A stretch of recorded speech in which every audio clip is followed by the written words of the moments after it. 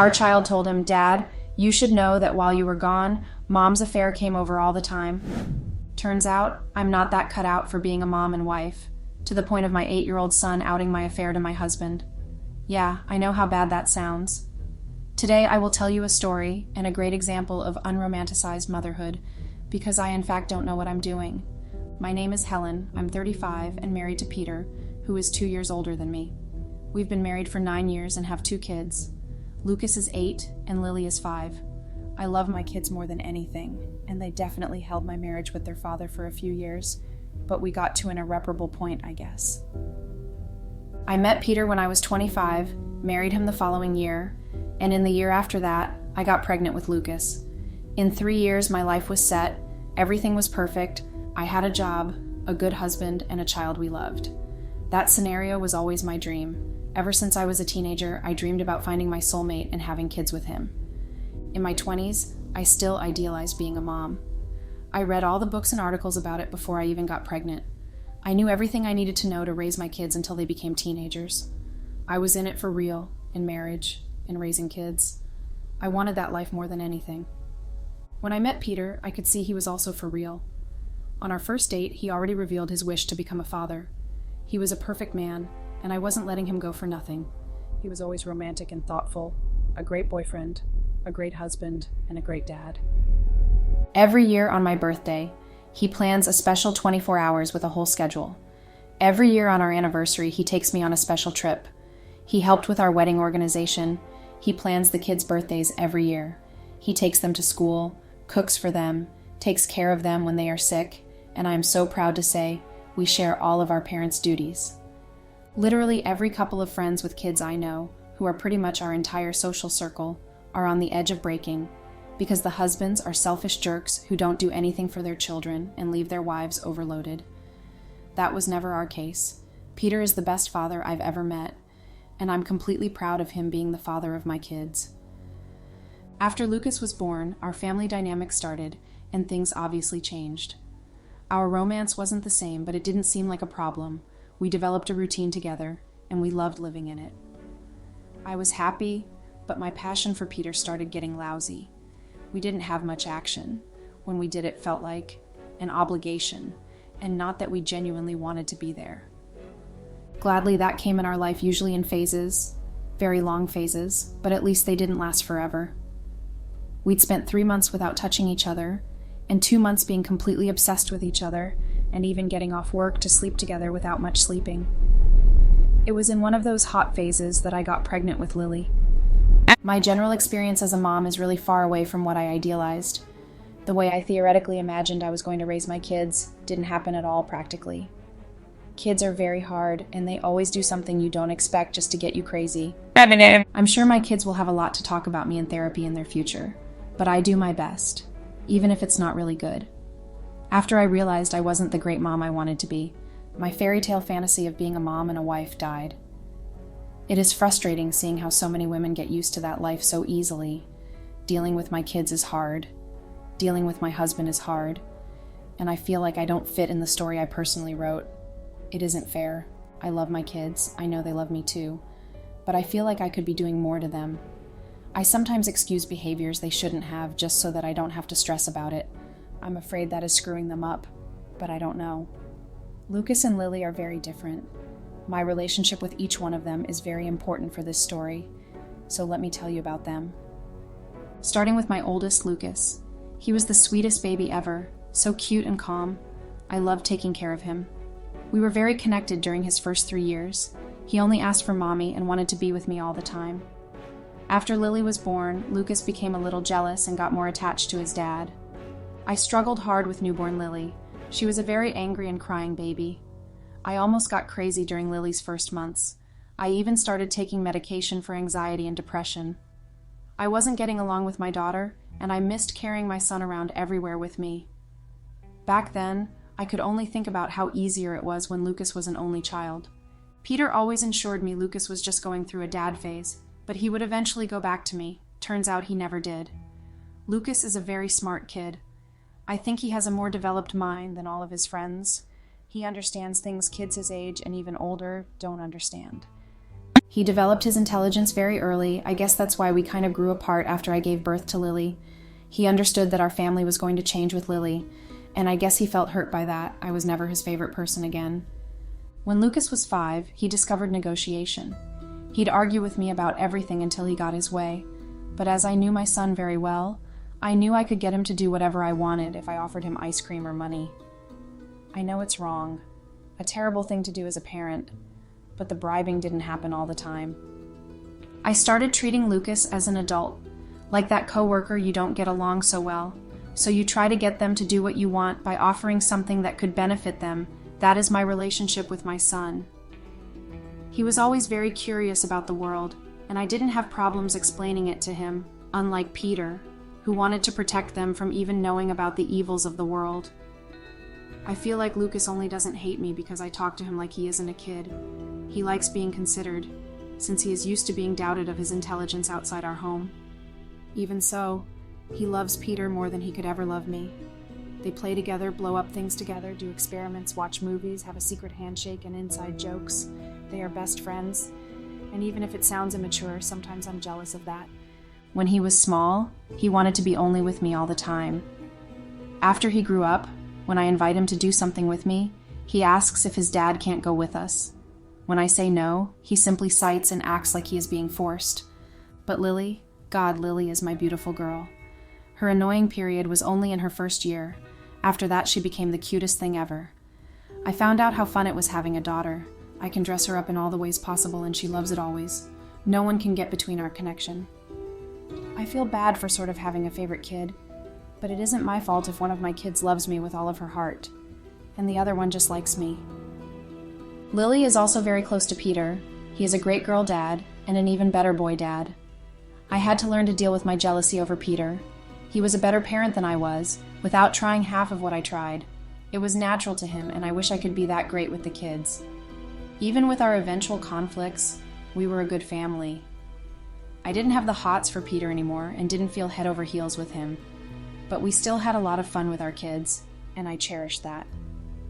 With the years, it was like I didn't have a husband anymore, just a best friend I raised kids with. I never really saw the distance between us as a problem. We were raising a family while working at the same time. It made sense that our relationship was being neglected. Peter didn't seem to care either. At a certain point, I wondered if he was having an affair, but disconsidered that after an unethical investigation of his privacy, which he'll never hear about. He was just fine with the distance in our relationship. I was a 35-year-old woman settling for a boring and inexistent sexual life. Once, we had a very awkward conversation about it. That situation stuck in my mind as the start of chaos. It was our last anniversary together. We had dinner at a famous restaurant downtown and came home after it. It was a regular weekday, but the kids were with my parents, so that we could at least have some alone time. Peter and I got home around 10 o'clock. He walked into our house yawning and saying he'd go to sleep because of an early meeting. I tried my best to seduce him that night. I was wearing a beautiful and tight dress. I couldn't look better. He acknowledged it and complimented me the entire night, which I appreciated, but wanted more than that. I literally threw him against the wall and kissed, and he simply pushed me away softly and said, "Sorry, babe, not today." I freaked out more than I should have. I confronted him about all of our unspoken problems. I asked him if he didn't desire me anymore, and why he acted as if that was normal. He didn't want to be with me in the day of our anniversary, so I felt hurt.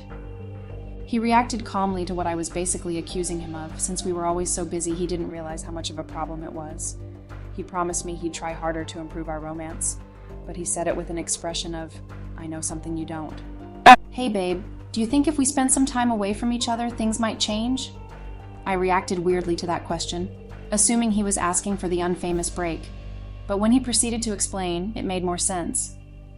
"The finance director from our headquarters in Chicago quit. My boss wants me to stay there for a month to train the new guy. I'd have to go at the beginning of next month, but I just told him I'd have to check with you, since I can't just leave my family. For some reason, I would spend a month away." While Peter explained what his boss asked of him, I pictured my routine with the kids and all we'd do while Peter was away. I knew it would be hard dealing with their routine alone while working, but I was excited thinking about our quality time. I felt bad for being happy with his absence, so I obviously didn't let him notice it. I told him we'd be okay if he traveled and that we'd call him every day. It was work, his boss asked, so he had to do it, I also said. Peter seemed relieved seeing I was fine with the news, so either way, we were both fine after that conversation.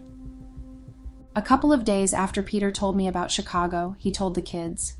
They were sad about the news. Lucas said he would call every day, and Lily said she would make a lot of drawings to give him when he returned.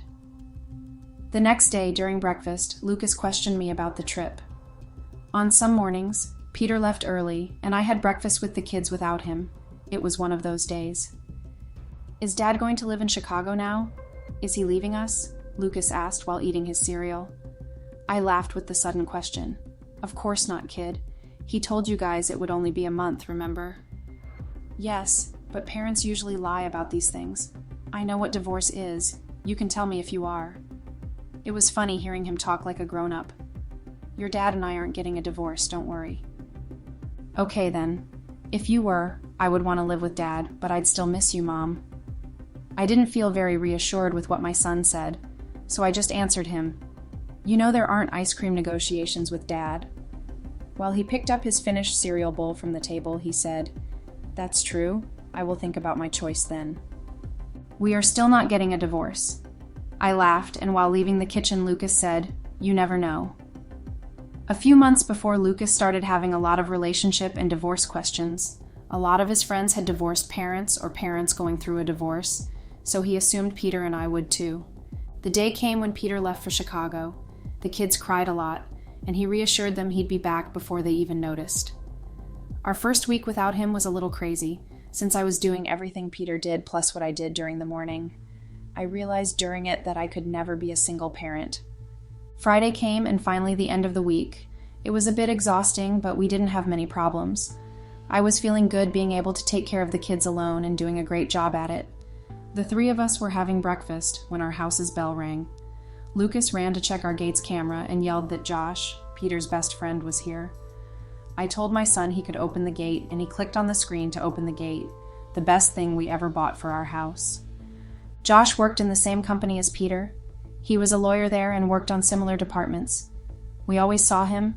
Our kids liked him a lot because of the cool gifts Josh gives them on their birthdays. He showed up with a smile on his face, a box of donuts, and 2 cups of coffee. He got in and said hello to all of us, then explained why he was there. I brought a sweet treat for the kids. Is that okay, Mom?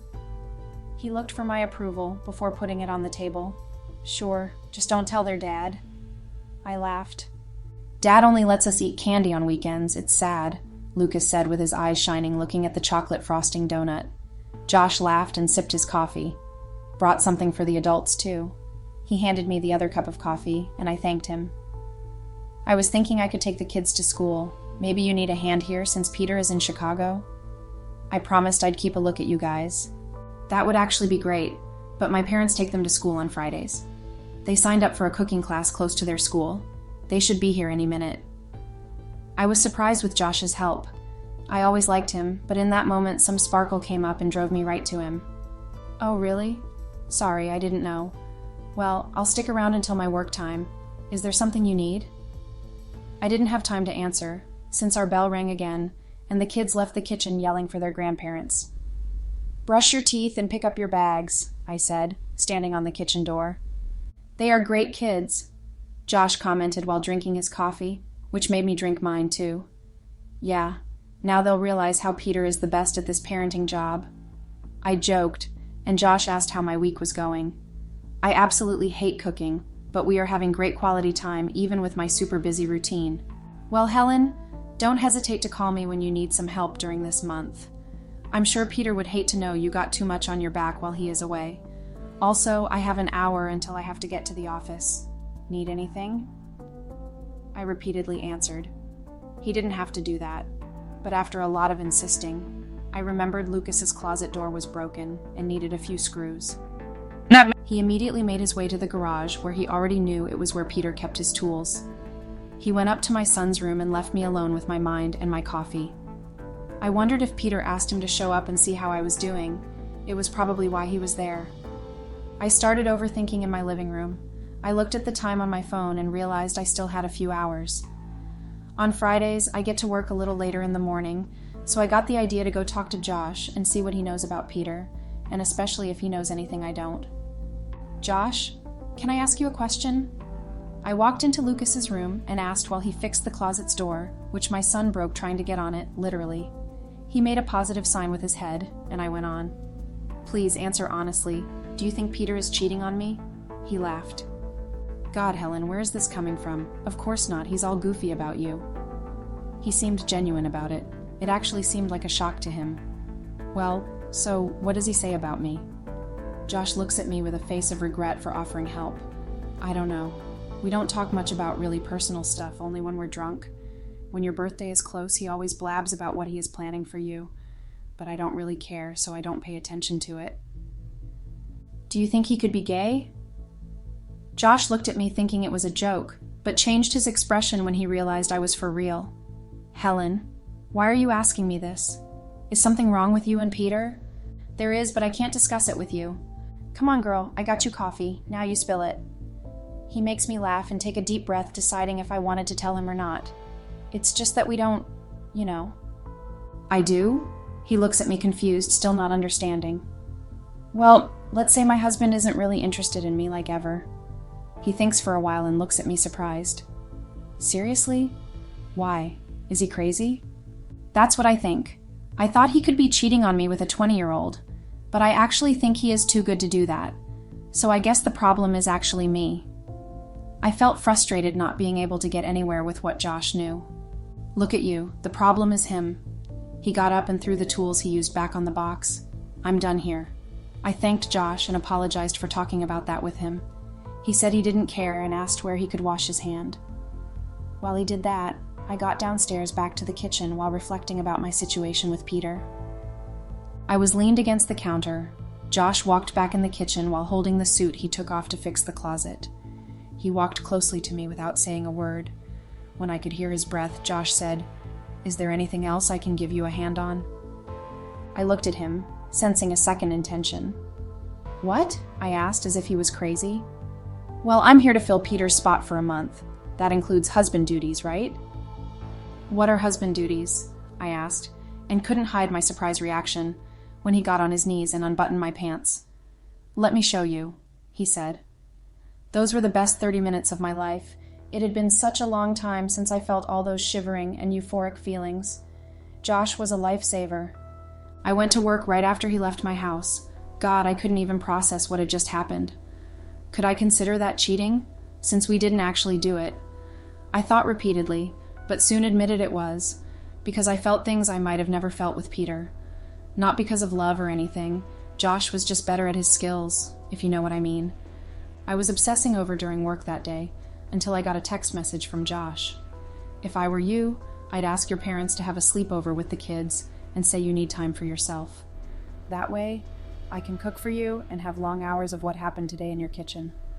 He said all that, plus a smiley face. For some reason, the guilt couldn't get to me because Peter was in another city. I wouldn't even have to hide it. Why was cheating so easy? It made everything harder. As I enjoyed sabotaging myself, I called my mother and explained how tired I was from not having Peter around, and claimed I needed a long night of a bath and wine. She understood easily and said she'd be happy to have a sleepover with them. Saturday came, and I was a renewed woman. Josh spent the night in the morning. It was perfect. I was seated on the kitchen corner, wearing his shirt while he made breakfast. It felt like I was having a college fling. I was nostalgic. What happened to that girl you took to Peter's birthday party? She was your girlfriend, right? I asked after the woman came to my mind in the fold of memories I had of Josh. Oh, slept with my friend Peter. Couldn't trust that woman even around my best friend. He said, laughing. I reacted seriously, and he kissed me, saying it was a joke he couldn't lose. Actually, I broke up with her last month. It got boring, and I kind of like my single life. It was funny hearing that from my brand new affair. While being in the kitchen, I spent almost every day of my married life watching my husband cook. My affair with Josh went on until the 4th week without Peter. He'd stop by our house on the days I didn't have to leave so early, make breakfast for the kids, and take me to the bedroom as soon as he returned from taking them to school. I felt like I was taking advantage of him, but it felt so good I couldn't stop. On the last Saturday we spent without Peter, I was reading a book on my couch, and Lucas ran to me in his dinosaur pajamas, sat on the couch, and stared at me while I read. "What do you want?" I asked. "Why is Josh's phone here?" I looked at him confused and asked what he meant. "His phone has a Lego sticker on it. I always see it when he lets me put music in his car, but now it's here." "Oh yeah, he forgot it here. I already told him." I answered as if it wasn't a big deal. "In your bedroom?" Lucas made me freeze, but a lie magically came up in my head. He was fixing the bathroom sink and must have left it there. "But the last time Josh was here was Wednesday. It's when I had basketball practice. He drove me, remember? Is he taking that long to get his phone back?" At that moment, I hated how— "Oh my God, with the questions, Lucas. Let me read." I tried to end the subject. Lucas sighed and started talking again. "My friend Leo said his mom was having an affair with their gardener. I didn't know what affair was. And he told me. He said he always got gifts from the gardener. I don't want Josh to be my new dad." I stared at my son with a scared expression. "My love, just because Josh is around, it doesn't mean he is going to be your new dad. I'm not having an affair with him. He is just helping us out." "But you like him, don't you? When Dad was here, you showered after breakfast. When Josh is here, you shower before he gets here and even put makeup on." That little brat answered me and ended all of my comebacks.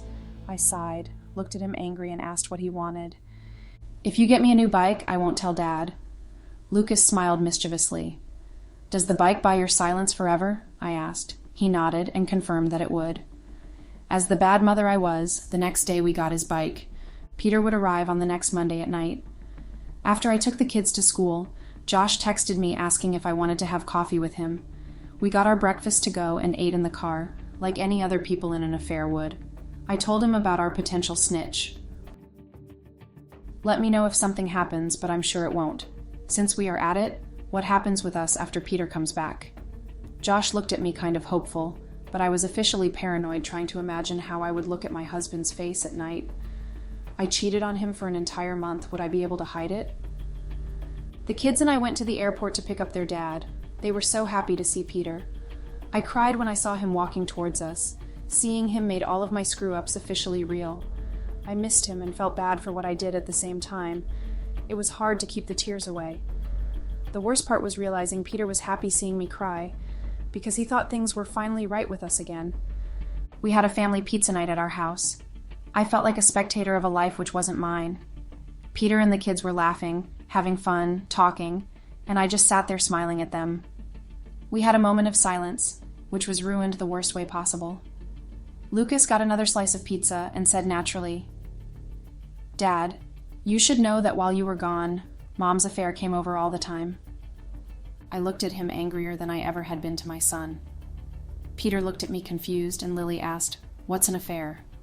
To which Lucas answered, "It's when Mom or Dad kisses other people. My friend Leo's parents broke up because of that." He learned that information this week and convinced himself I'm having an affair with Josh because he came here sometimes to help us. "I told you that isn't actually happening, Lucas." I stared at him with a death look, trying to remind him of his brand new bike. "Mom bought me a new bike for me not to tell you.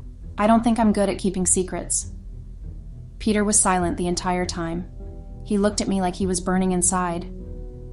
"You made our kid lie for you? What is wrong with you, Helen?" "Babe, it's not what you think. Lucas was just confused and obsessed about affairs and divorces. I didn't want him to worry you with something that isn't even happening." I talked while I walked, because Peter got up from the table and started walking upstairs to our room at a speed I could barely keep up. "Look at me, Helen." He suddenly stopped and turned to me. "Look into my eyes and tell me you didn't sleep with Josh." Peter's sad eyes looked over me. As I tried to make visual contact with him, I realized I was physically unable to lie to him. "I," was all that left my mouth. Unbelievable. God, what the hell? How could you have done this? With the kids here even? Peter seemed angry, sad, upset, all at the same time. "No, Peter. They were never here when it happened. They never saw or noticed anything. Lucas found Josh's phone. That's how he figured it, and you know your son." "Yeah, I know my son. I apparently don't know my selfish bitch of a wife.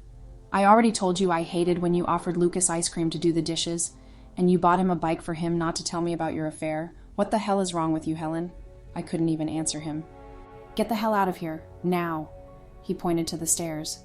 Peter, please don't do this. Let's talk. I tried, but he just screamed at me, asking again for me to leave. I said goodbye to the kids while crying. My heart broke hearing Lily ask where I was going and hearing he cry too. I got in my car, texted Josh the words, "he knows," and drove off with no destination. I needed to find a hotel, but my mind just kept reliving the last minutes. I realized how much I had screwed up. Update. Hello, everyone. I posted here a couple of months ago about how my husband Peter found out I cheated on him because our son Lucas told him. I wrote the post a day after Peter kicked me out. 2 months have passed, and I have some crazy updates. Josh only texted me back 2 days after I left home. He simply said, "We need to talk ASAP." He parked in front of my hotel a few hours later. I got in and we talked without going anywhere. I noticed the huge black eye when I got in the car. When I asked him what happened, he just answered, "Who do you think?" I never thought Peter was capable of that. Terrible moment to find out something about my husband that turned me on. I thought about that a little, then Josh started talking. The company is sending me to Chicago. Peter convinced my boss to get me a permanent spot, and they simply informed me without being included in the discussion. I was shocked. Peter was definitely having his revenge. Can they even do that? Don't they need you here? I asked, to which Josh answered, I wish. If Peter wasn't the boss's favorite, I probably wouldn't have to go to goddamn Chicago. I hate that city. Listen to me, Helen. Peter is probably going to want to take the kids from you. Don't worry. I didn't hear or know if he said anything about it, but I want you to be safe. This guy went to college with me. He handed over a card with the number and name of a lawyer. He is the best divorce lawyer I know, especially when there are kids involved. I know you probably think you ruined your family with the affair, but the kids are still yours. Don't let him take them away from you for revenge. I have to go now. I have a big move ahead of me. I held the card while watching Josh drive away. God, what a mess I was in. Turns out Josh was right. Peter wanted full custody of the kids. We went to court to fight over it. We both had great lawyers, but Peter was responsible enough to realize how much that could affect our children, so he gave up fighting me for their sake. He settled for joint custody, but without looking or talking to me even for a second. We share the kids equally, and we are all still trying to figure out how this will go. All I have to say to you is, please don't screw your marriage, especially with kids involved. I regret my decisions. It was the worst thing I have ever done, and am still trying to figure it out completely. Thanks for reading. I hope you take this as a lesson for you not to screw up like I did.